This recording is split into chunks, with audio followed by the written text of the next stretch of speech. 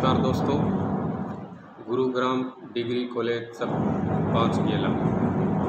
मैं Prithviraj Kumawat BA semester 3 का जो है आधुनिक युग, इसके बारे में अपने चर्चा करेंगे। आधुनिक युग का जो दूसरा चरण है द्विवेदी युग।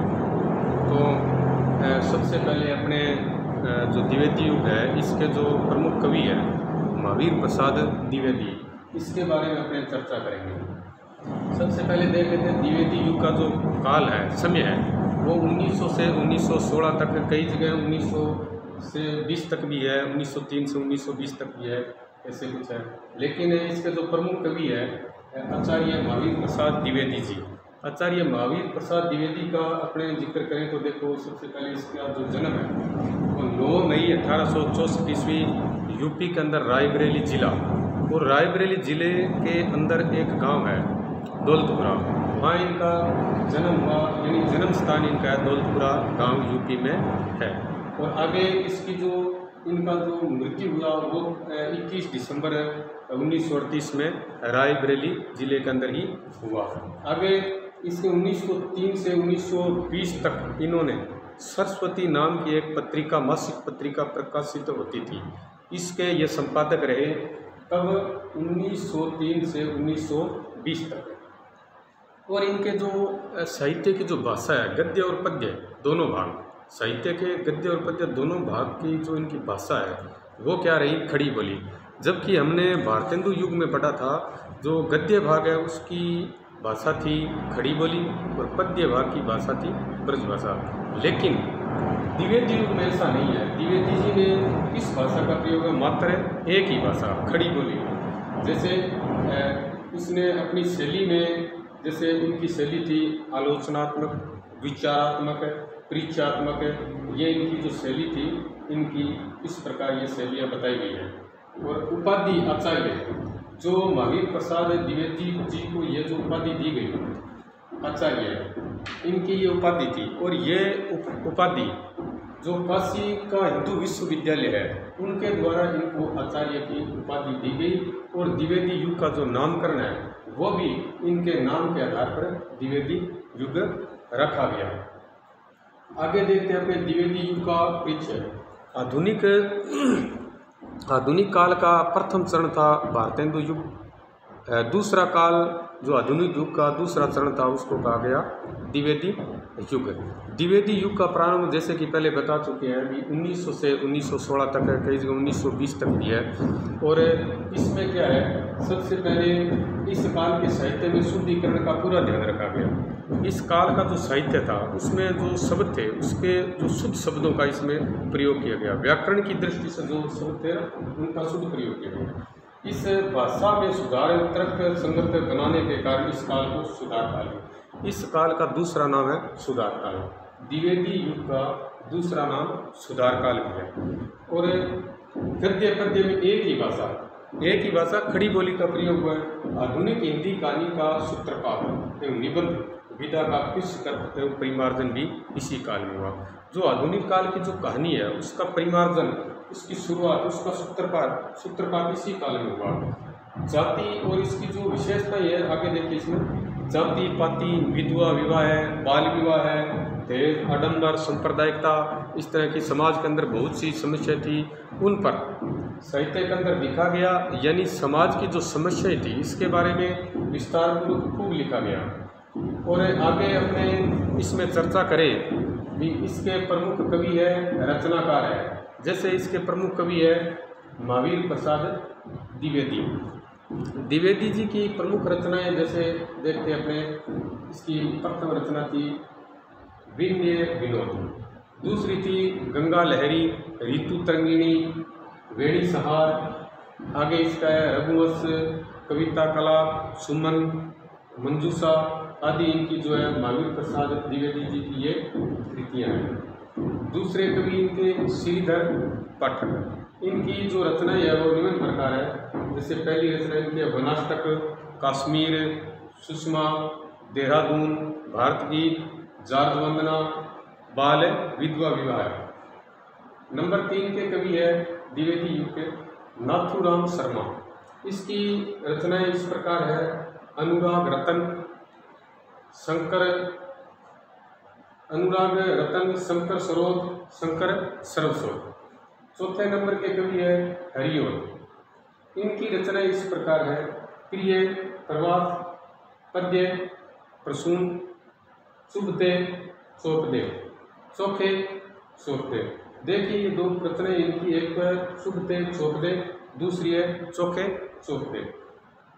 बोलचाल, रसकलश, वैदेही, वनवास आदि। और 5 नंबर के कवि है रामचरित उपाध्याय। इन्होंने जो रचनाएं लिखी वो इस प्रकार है। जैसे राष्ट्र भारती, देवदूत, देवसभा, विचित्र विवाह, रामचरित्र, चिंतामणि आदि। और 6 नंबर का जो कवि है, इन्होंने जो रचनाएं लिखी वो इस प्रकार है।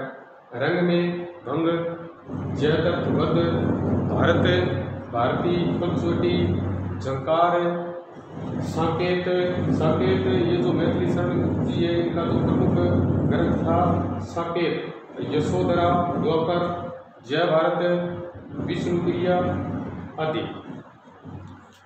एक बार फिर से अपने इसको देख लेते हैं कि जैसे द्विवेदी युग है, तो द्विवेदी युग का नामकरण, इस युग का नाम द्विवेदी युग ही क्यों पड़ा?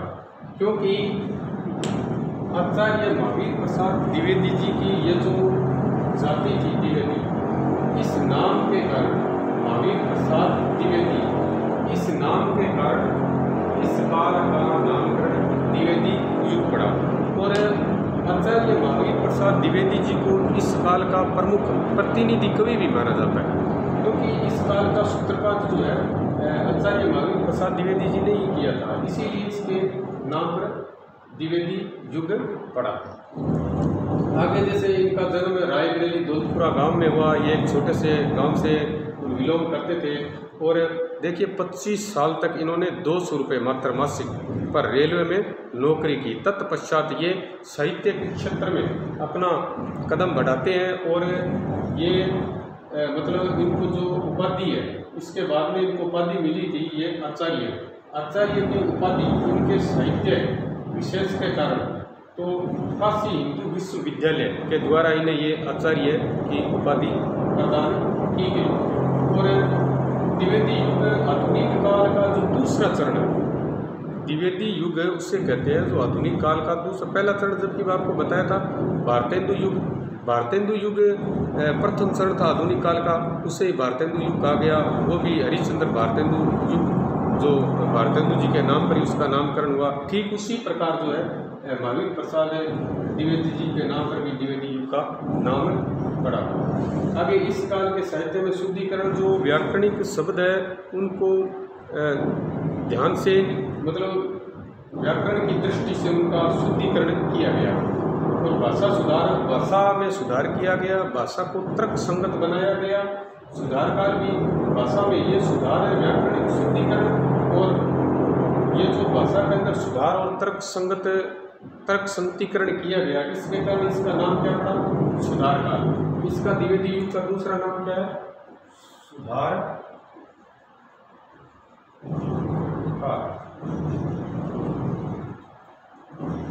गद्य पद्य में इनकी जो रचनाएं थी उनके अंदर गद्य पद्य जो भाग है इनका, इस दोनों में ही एक ही भाषा का प्रयोग किया गया। वो भाषा थी खड़ी बोली। देखिए मैं आपको पहले बता चुका हूँ, ये भारतेंदु युग में जो गद्य भाग था उसके अंदर खड़ी बोली का प्रयोग हुआ, और जो पद्य भाग था उसमें ब्रज भाषा का प्रयोग। लेकिन इसमें गद्य और पद्य दोनों में ही एक ही भाषा का प्रयोग हुआ, वो थी खड़ी बोली।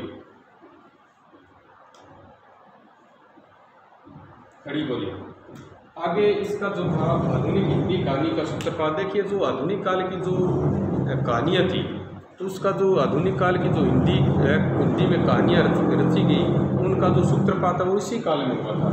और आधुनिक देखिए जाति पाति विधवा छुआछूत भेद आडंबर संप्रदायिकता, जो समाज में व्यापक बुराइयाँ थी।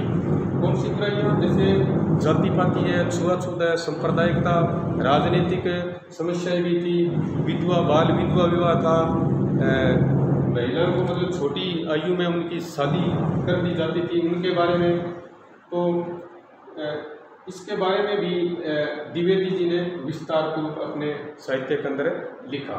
और आगे जो इनकी रचनाएं एक बार फिर अपने देख लेते हैं, क्योंकि रचनाएं की जो कवि और रचनाएं वो महत्वपूर्ण है। जैसे महावीर प्रसाद द्विवेदी जी की रचनाएं है विनय विनोद, गंगा लहरी, ऋतु तरंगिणी, वेणी, रघुवंश, कविता, कलाप, सुमन, मंजूषा, ये इनकी प्रमुख रचनाएं थी।